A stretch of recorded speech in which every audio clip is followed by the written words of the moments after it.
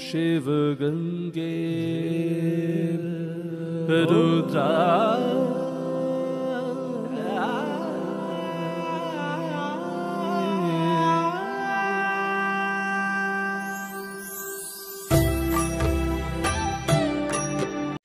Good morning welcome back to my channel नितुर काहिनी परिवारे सबाइके जानाई अनेक स्वागत। आमार प्रिय परिवार सकलके जानाई अंतरेर अंतरस्थल थेके भालोबासा, सकलेर सुस्थता कामना करी एखन थेके ब्लगटा शुरू करलाम। छोटोदेर अनेक आदर, बड़ोदेर प्रणाम जानिয়েই शुरू करছি।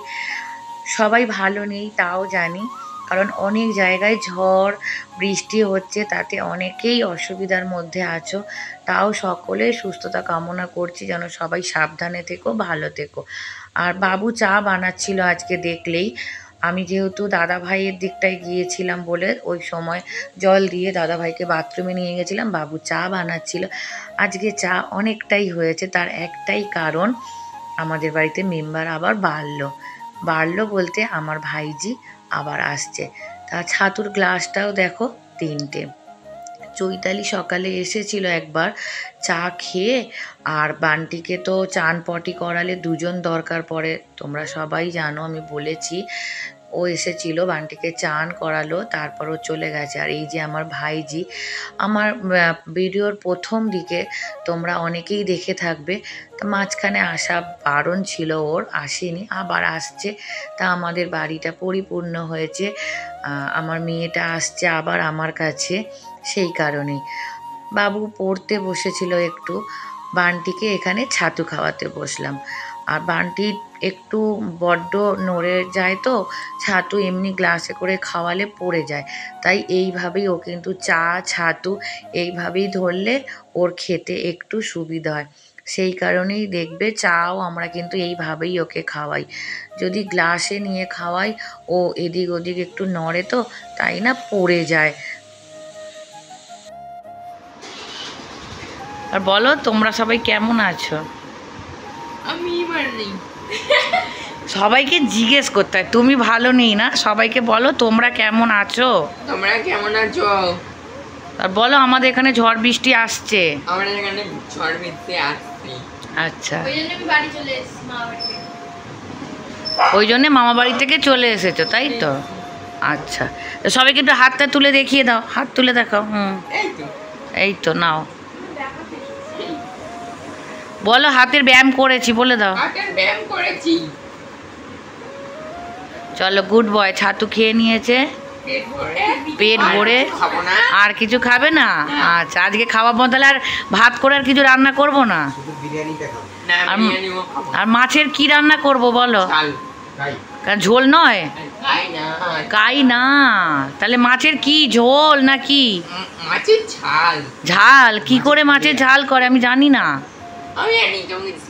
আমাকে শিখিয়ে দিবি রান্না করা? আচ্ছা, আমি তো খালি ওই টেলে ঝোল করতে পারি। চুপ চুপ চুপ চুপ চুপ দাঁড়াও, ও এখন কথা বলছে, চুপ। আরে এখানে ও কথা বলছে ইউটিউবে সবার সাথে, সব মাসিমণি মামারা, তাই না, সবার সাথে কথা বলছে, আর তুমি মাঝখান থেকে নাও। বলো তো তুমি শোনা, আর কি?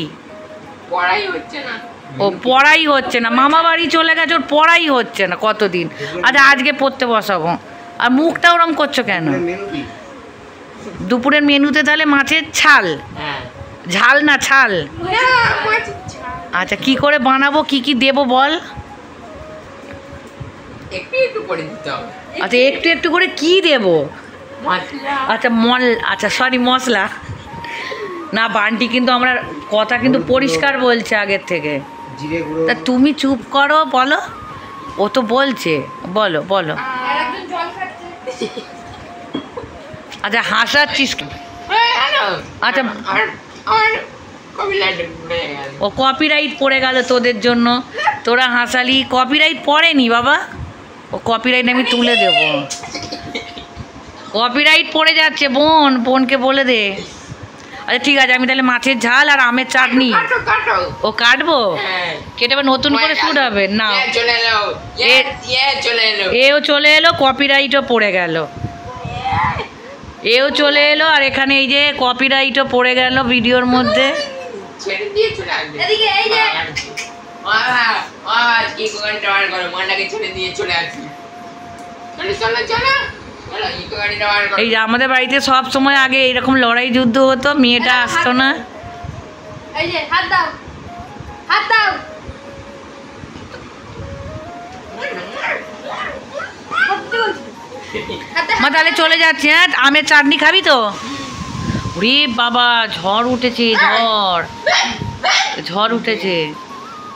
আমার অনেক বোনেরা এবং দিদি ভাইরা অনেকেই কিন্তু বান্টির আওয়াজ শুনতে চেয়েছিলে, বলেছিলে যে দিদিভাই একটু বান্টির কথা বলা শোনাবে। তাই আজকে বান্টি কিন্তু অনেকটা গল্প করলো। আর তার মধ্যে দাদাভাইয়ের খাবারটা দাদাভাইকে দিয়ে দিলাম। অনেকক্ষণ পর আবার ফল কেটে দিলাম। তার মধ্যেই কিন্তু আমি সবজিগুলো কেটে গুছিয়ে নিয়েছিলাম। একা হাতে করলে না বেশ চাপের থাকে, আর একা হাতেই করতে হয়। শরীরটা ঠিকই ছিল, খারাপ ছিল বলবো না, অনেকটাই আজকে ভালো আছি। আজকে প্রত্যেকটা খাবার তোমাদের দাদা ভাইয়ের পছন্দের করছি, কিন্তু যেদিনই তোমাদের দাদা ভাইয়ের পছন্দের খাবার বানাই ও খেতেই পারে না। এদিকে বানাচ্ছি কুলেখাড়াটা ভাপিয়ে দেবো আজকে। বাবু সোমবারের জন্য ফল মিষ্টি এনে রেখে দিয়েছে। আর আমার দেখো গোপু সোনাকে সকালে স্নান করিয়ে কিন্তু আমি গোপু সোনার সেবা দিয়ে দিয়েছিলাম। তারপর রান্না করতে করতেই কিন্তু বাবুর ঘরের বিছানাটাও গুছিয়ে নিয়েছি। ইতিমধ্যে মধু ফোন করেছিল যে দাদা ভাইয়ের কিছু রিপোর্ট চাই, ও কোনো ডক্টরের সঙ্গে কথা বলবে। তাই নিয়ে দাদা ভাইকে বললাম যে যেগুলো রিসেন্ট রিপোর্ট সেগুলো তুমি আমাকে ফটো তুলে পাঠাও, আমি মধুকে পাঠিয়ে দেবো। এই কাজটা আমি দাদাভাইকে দিয়ে চলে গেলাম রান্নাঘরে, কারণ আজকে অনেক লেট হয়ে যাচ্ছিল, কারণ ঝড় হচ্ছে, বৃষ্টি হচ্ছে, তার মধ্যেও অনেক কাজ থাকে সংসারের। 12টা যেহেতু বেজে গেছে, মিকিকেও খেতে দিয়ে দিলাম, কারণ ওকেও দেখতে হবে। চারিদিকেই কিন্তু আমাকে দৌড়াতে হচ্ছে। আমার ছোট ছেলে আজকে বান্টি কি বলেছে জানো, মা তুমি চোরকি হয়ে গেছো। মানে আমি যে শুধু এক জায়গায় দাঁড়িয়ে থেকে কাজ করি তাই নয় গো, আর এখানে দেখেছো বাসনের পাহাড় জমে গেছে। বাইরে বৃষ্টি হচ্ছে, মাঝে মাঝেই ঝড় হচ্ছে, দেখো বৃষ্টি কিন্তু পড়ছে, কিন্তু খুব যে খারাপ অবস্থা তা কিন্তু নয়। এখানে কিছু পটল ছিল, আর গতকাল তোমাদের বলেছিলাম মা বিমস নিয়ে বরবটি এনেছিল, বরবটি নয় বিমস নিয়ে এসেছিল। এটা ভাজি করব। শাক ভাজাটা কিন্তু দাদা ভাইয়ের পছন্দই। আমার পম্পা বোন, মানে পম্পার ননদই বলবো, ও এখন আমার ননদ হয়ে গেছে, পম্পা ব্লগ।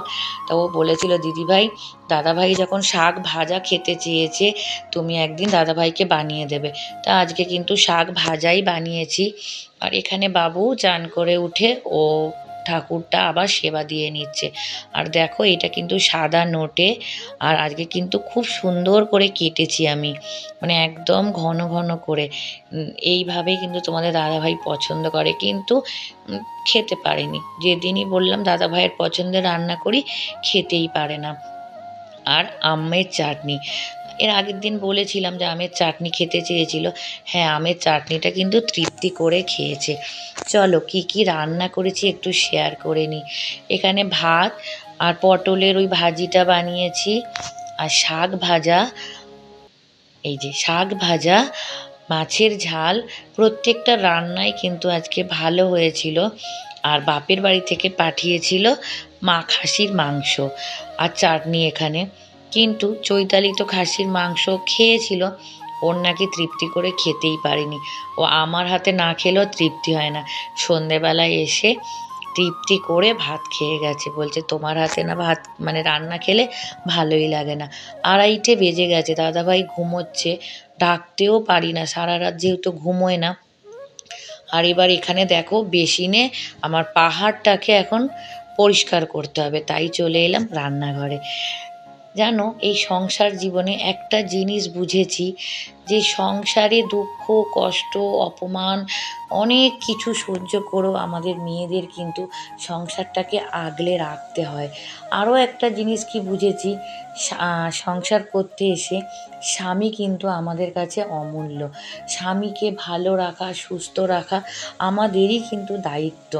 তা এই জায়গায় আমি কিন্তু কখনোই কৃপণতা করি না।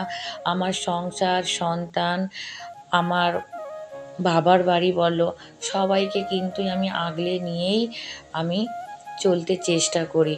হ্যাঁ, দুঃখটা আমার জীবনে একটু বেশি। তোমরা অনেকেই বলো যে দিদিভাই, আমার তানিয়া বোন, তানিয়া কিচেন বাংলাদেশ থেকে সব ওই কথা হয় সবসময়। তা বলে দিদিভাই তোমার জীবনটা সিনেমার মতন হয়ে গেছে। সত্যিই তাই, আমার জীবনে কষ্টটা একটু বেশি। কেন, কী কারণ আমি কিছুই জানি না। জানি না, ভগবান হয়তো পরীক্ষা নিচ্ছে এটাই বলবো। তাও কিন্তু হাসি মুখেই সংসারটা করে যাচ্ছি। অনেক ভয় পাচ্ছি, তোমরা আমাকে অনেক সাপোর্ট করেছো। গতকাল যে ভিডিওটা ছেড়েছিলাম, প্রত্যেকটা মানুষ আমার কথাটা তোমরা বুঝেছো, তোমরা সাপোর্ট করেছো, তোমাদের সকলের কমেন্ট আমি দেখেছি। আমি সেইভাবেই চলার চেষ্টা করব। এখন আপাতত আমি প্রাইভেট ডাক্তার দেখাবো দাদাভাইকে।